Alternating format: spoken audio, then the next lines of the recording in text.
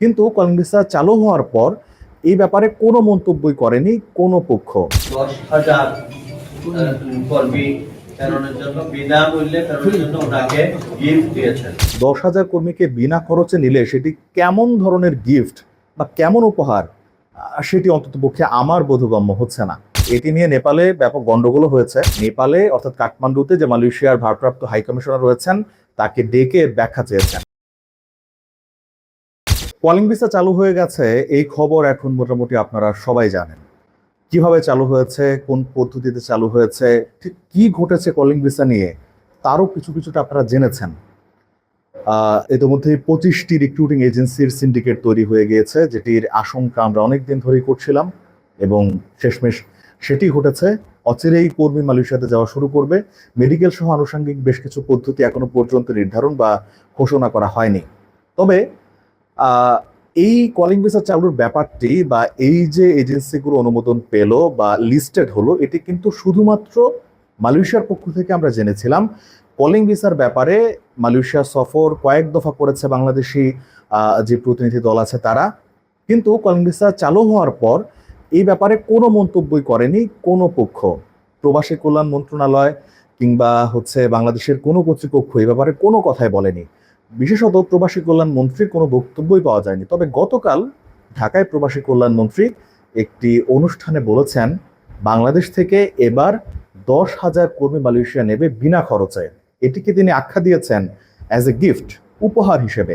Malaysia সফরে চলে গেলেন ওই দেশের সরকার আমাদের মাননীয় প্রধানমন্ত্রীকে 10,000 কর্মী প্রেরণের জন্য বিনামূল্যে প্রেরণের জন্য ওনাকে গিফট দিয়েছেন। তিনি বলেছেন মালয়েশিয়াতে যে প্রধানমন্ত্রী তারেক রহমান সফর করেছিলেন সেজন্য উপহার হিসেবে 10,000 কর্মীকে বিনা খরচে নেবে মালয়েশিয়া। এখন 25টি এজেন্সির সিন্ডিকেট তৈরি হওয়ার পর বা প্রতিষ্ঠা হওয়ার পর স্বাভাবিকভাবেই খরচ কি পরিমাণ বাড়বে আমরা সকলেই সেটা অনুমান করতে পারি। এই অবস্থায় 10,000 কর্মীকে বিনা খরচে নিলে সেটি কেমন ধরনের গিফট বা কেমন উপহার, সেটি অন্ততপক্ষে আমার বোধগম্য হচ্ছে না।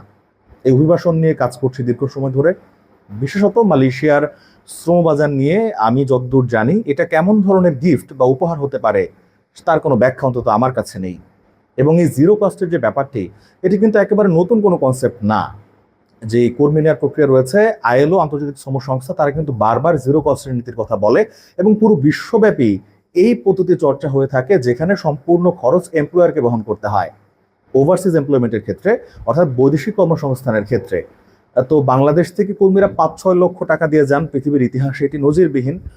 অনেকে বলে থাকেন যে নেপাল থেকে 1 লাখ টাকায় 3 লাখ টাকায় কর্মী যান, সেখানে বাংলাদেশ থেকে 5 থেকে 6 লাখ টাকা কেন খরচ হয়।